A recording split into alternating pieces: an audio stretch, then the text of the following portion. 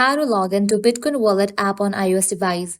Let's get started. Firstly, make sure you have already downloaded Bitcoin app on your device. If not, you can head towards the App Store and download the app. Then launch it. You'll land to this kind of page. Now at the bottom, you're going to find different options. Head over to the option of settings. Click on it. Now at the top, you're going to see the option of sign in. Go ahead and click on it.